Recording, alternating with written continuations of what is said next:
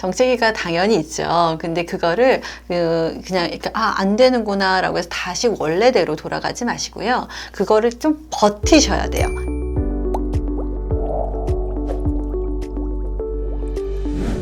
누리님들 안녕하세요. 안녕하세요. MC 스텔라입니다. 안녕하세요. 영양학 박사 클라라입니다. 박사님, 다이어트 하면 사람들이 미용만 생각하고 다이어트를 하면서 건강을 해치는 사람들이 많잖아요. 네, 예. 그래서 오늘은 박사님과 함께 미용도 잡고 건강도 한 번에 잡는 그 다이어트에 도움이 되는 영양제에 대해서 알아보려고 하는데요. 네. 오늘 어떤 영양제를 가지고 오셨죠? 오늘 키토산하고요. 그 다음에 바이타민 C, 그 다음에 베르베린을 가져갔습니다. 그렇다면 지금 이렇게 보여지는 것 중에서 네. 키토산이라는 게 딱 보이는데 네. 키토산이 뭔가요? 키토산은 새우나 게의 각각 유껍질에 있는 키틴이라는 성분에서 아세틸기를 제거하고 만든 성분이 키토산이라고 할 수 있어요. 키토산은 식물성 식이섬유소인 셀룰로이드와 비슷한 기능을 하는 동물성 식이섬유소라고 생각하시면 됩니다. 그렇다면 이 키토산이 다이어트에 어떤 도움을 주나요? 이 키토산은 지방이 있을 때 지방 흡수를 막고요. 그 다음에 이것을 배출하는 데 도움이 되는 성분이에요. 그러니까 우리가 지방을 많이 먹었을 네. 때 훨씬 더 많이 지방을 흡수하지 않고 내보낼 수가 있죠. 근데 이게 각각류면 요즘에 이렇게 그 일본에서 그 오염수를 많이 이제 방류를 하잖아요. 네. 그래서 해산물을 안 드시는 분들도 많아요. 그러면 이거는 또 괜찮은 건가요? 이 키토산은 청정 지역인 북미에 있는 새와 게로 만들었기 때문에 그거 방사능 오염하고는 조금 더 안전할 수 있죠. 그러면 또 하나 걱정되는 거는 이게 각각류 알러지 있는 분들도 있잖아요. 네. 네, 그런 분들도 드셔도 되는 건가요? 아니요. 키토산은요, 새우나 게에서 추출한 거기 때문에 각각류 알러지가 있으신 분들은 조심하셔야 돼요. 그리고 또 임산부들도 조심하셔야 됩니다. 그렇다면 이제 키토산을 먹고 이렇게 설사를 하신다는 분들을 많이 들었거든요. 네, 예. 근데 이 설사를 해도 계속 먹어도 되는 건가요?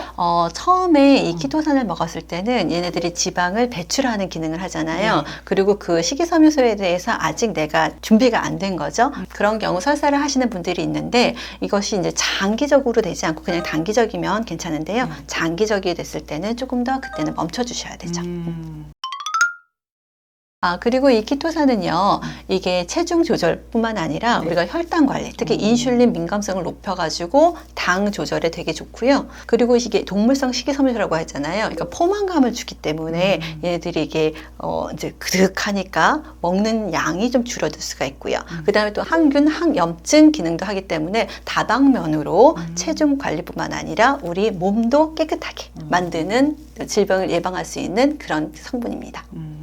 그렇다면 옆에 비타민C가 있는데 네. 이 비타민C는 왜 도움이 되는 건가요? 비타민C는 키토산하고 같이 있을 때 시너지 효과가 나요. 시너지. 예를 들어서 이 키토산은 상성이 있을 때 훨씬 더 흡수가 잘 되거든요. 그래서 얘와 얘를 같이 먹으면 키토산이 더 많이 흡수가 되고 그래서 이런 체내 지방을 분해하거나 배출하는 데 훨씬 더 도움이 되죠. 네, 박사님, 제가 비타민C를 식전에 먹는 게 좋다고 들었거든요. 네. 그럼 키토산이랑 같이 먹어서 시너지 효과를 보려면 식전에 같이 먹어야 되는지 아니면 시간차를 두고 식후에 따로 먹어야 되는지 그것도 알려주세요.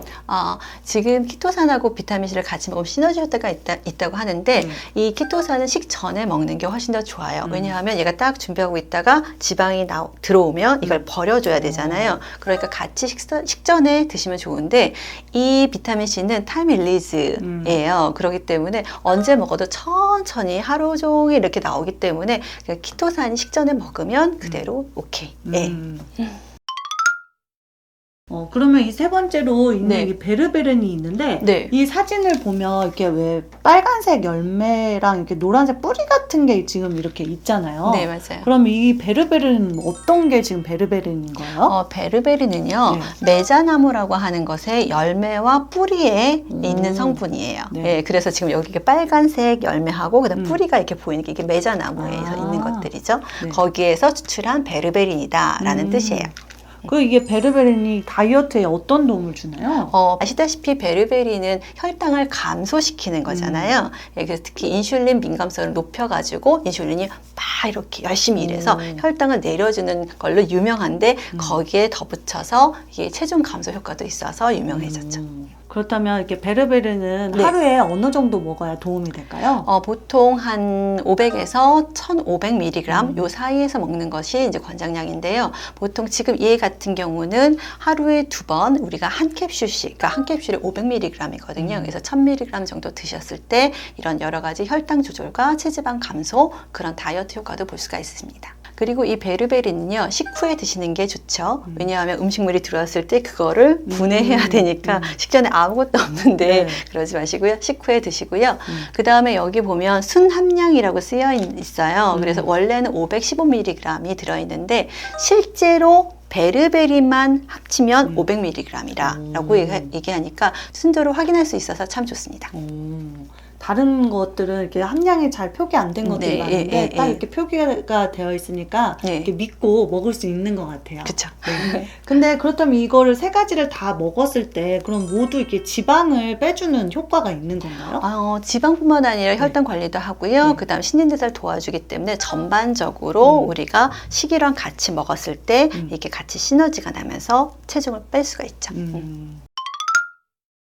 박사님, 그러면 박사님이 평상시 이제 상담을 하시다 보면 네. 이렇게 다이어트와 이렇게 그 질병이랑 관련돼서 그 아프면 어느 부분이 살을 빼야 된다 이런 것들 상담을 많이 들어올 것 같은데 네. 대부분 그런 분들은 어떤 음식을 즐겨 드시나요?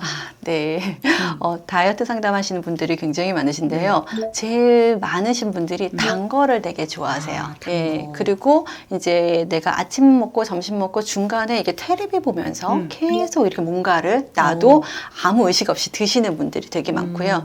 그 다음에 이제 다이어트 한다고 아침 조금 먹다가 갑자기 저녁에 이렇게 팍 터지는 거죠. 그래서 와, 정신없이 이제 막 드시는 경우. 예. 그리고 수면 부족. 이신 수면 분들이 부족. 되게 많고 스트레스를 굉장히 많이 이제 전문 직종을 가지신 분들이 훨씬 더 이런 다이어트에 많이 관심을 가지시고 살을 빼려고 오시는 분들이 많으세요. 아무래도 이게 스트레스를 받다 보면 우리가 이렇게 먹는 양이 막 폭식을 한다거나 이런 맞아요. 늦게 예. 먹는다거나 이러니까 더 많이 살이 찌는 것 같은데 네. 그럼으로 인해서 막 안 생기던 병도 생기고 그렇죠. 막 염증이 유발되면서 막 이렇게 더 몸도 안 좋아지고 하는 것 같아요. 맞아요. 살이 찌는 분들은요, 그 체중만 많이 나가는 게 아니라 같이 따라다니는 아이들이 혈압, 고혈압, 당뇨, 고지혈증 얘네들이 같이 다녀요. 그래서 우리가 만성질환이라고 하는데 살이 조금만 빠져도 이 혈당이나 콜레스테롤 수치가 많이 좋아지는 걸 볼 수 있기 때문에 여러분들이 체중 그냥 나 조금 많이 나가 이게 아니라 점점 또 나이가 드시는 분들은 이 만성질환이 더 심해질 수 있기 때문에 체중 관리는 굉장히 중요합니다. 맞아요. 그러니까 뭐 이렇게 날씬한 것도 좋지만 그런 건강을 위해서 이렇게 그렇죠. 건강 유지를 위한 다이어트도 요즘은 중요한 것 같아요. 네, 맞아요.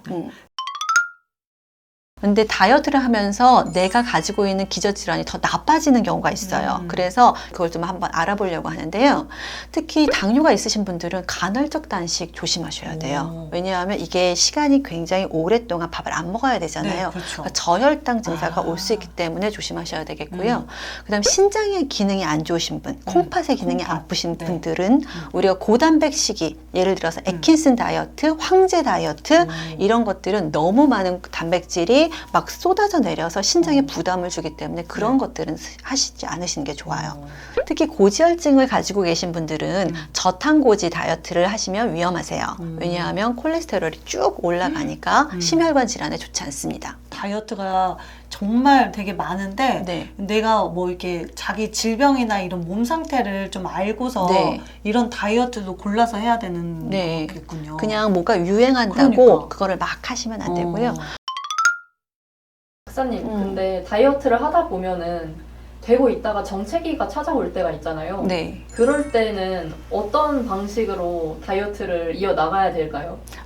정체기가 당연히 있죠. 근데 그거를 그냥 이렇게 안 되는구나 라고 해서 다시 원래대로 돌아가지 마시고요. 그거를 좀 버티셔야 돼요. 예, 그래야지 그 버틴 우리 인체가 빨리빨리 모든 것들이 다 변화되진 않잖아요. 처음에 시작했을 때는 조금 효과가 있다가 그 다음에 좀 이제 이게 플래토가 있다가 그 다음에 이제 조금 다시 적응돼서 내려가는 건데 보통 그 기간을 견디지 못하고 다시 돌아가서 체중 감량에 실패하시는 분이 되게 많잖아요. 예, 그래서 그 기간을 잘 버티셔야 됩니다.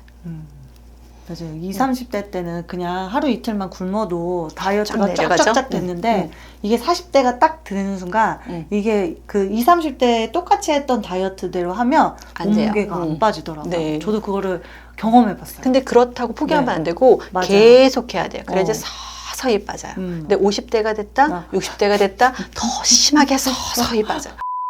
그냥 공짜는 없는 것 같아요. 네, 맞아요. 열심히 이게 그 조절을 해야 다이어트에 성공하실 수 있습니다. 네. 그렇다면 박사님, 우리 다음 시간에는 어떤 주제를 할 거죠?